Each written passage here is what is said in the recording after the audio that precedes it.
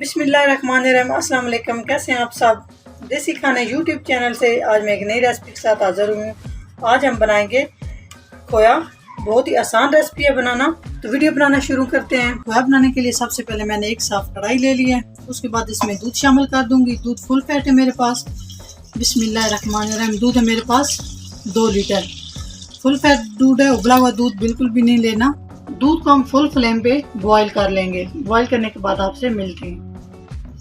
यहाँ पे ये देखिए माशाल्लाह से दूध हमारा बॉईल होना शुरू हो चुका है। दूध को बॉईल अच्छे से आना शुरू हो चुके हैं। यहाँ पे आप लोगों ने ये काम करना है ताकि ये मुश्किल काम ना हो, आसानी से हमारा खोया तैयार हो जाए। गर्मी है, गर्मियों में चूल्हे के पास ज़्यादा देर हम खड़े नहीं हो सकते। ये फ्लेम को हम इस तरह से सेट करेंगे कि दूध हमारा साथ साथ उबलता भी रहे, हमारा खोया भी तैयार होता रहे और दूध हमारा पतीली से बाहर भी ना गिरे। इस तरह से वक्फे वक्फे के साथ हम इसमें चम्मच हिलाते रहेंगे और साथ हम अपने काम भी करते रहेंगे। जी माशाल्लाह आप देख सकते हैं 20 से 25 मिनट हो चुके हैं मीडियम फ्लेम पे खोया बनाते हुए। ये देखिए हमारा दूध कितना अच्छे से गाढ़ा होना शुरू हो चुका है। खोया बनाना बहुत ही आसान है, घर में हम बहुत आसानी से खोया बना सकते हैं। ये काफ़ी रेसिपियों में शामिल होता है।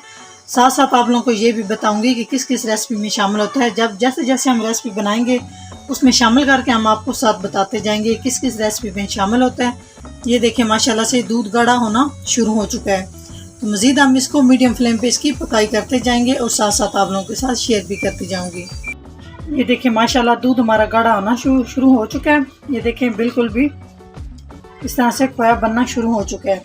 2 लीटर दूध था तकरीबन, ये मेरे पास हाफ लीटर से भी अब ये कम हो चुका है। बहुत अच्छे से हमारा खोया तैयार हो रहा है। इसमें मज़े की बात ये इसमें कोई चीज़ भी नहीं डाली जाएगी, जैसा कि बिल्कुल ये दूध से तैयार होगा। जैसा कि हम इसमें सब्ज़ इलायची, कुकिंग ऑयल, देसी घी, कोई चीज़ भी इसमें नहीं डाली जाएगी। सिर्फ ये दूध से हम खालिश खोया घर में तैयार कर रहे हैं। जब इस स्टेज पे पहुंचना है तो लगातार हमने इसको हिलाते रहना है ताकि ये नीचे से लगे नहीं और हमारे खोए का टेस्ट ख़राब ना हो। ये देखें अब बिल्कुल ये बनना शुरू हो चुका है। तो यहाँ पे इस चीज़ का बहुत ख्याल आप लोगों ने रखना है। इस तरह से मुसलसल हम इसमें चम्मच हिलाते रहेंगे मीडियम फ्लेम पे। तो जी माशाल्लाह हमारा खोया रेडी हो चुका है। ये देखें जब इस कंडीशन में आना शुरू हो जाए, ये देखिए माशाल्लाह बहुत ही ज़बरदस्त हमारा खोया तैयार हो चुका है। यहाँ पे हम फ्लेम को बंद कर देंगे। यहाँ पे रूम टेम्परेचर पे हम इसको ठंडा कर लेंगे। 15 से 20 मिनट के बाद मैं आपसे मिलती हूँ।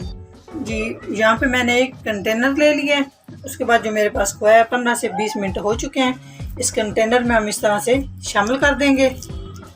बिस्मिल्लाहिर्रहमानिर्रहीम। इस तरह से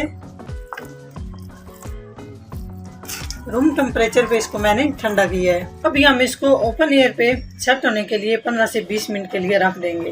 15 से 20 मिनट हो चुके हैं। अभी हम इसको डिश आउट कर लेते हैं। इस तरह से हम इसकी साइड ताकि ये आसानी से निकल जाए।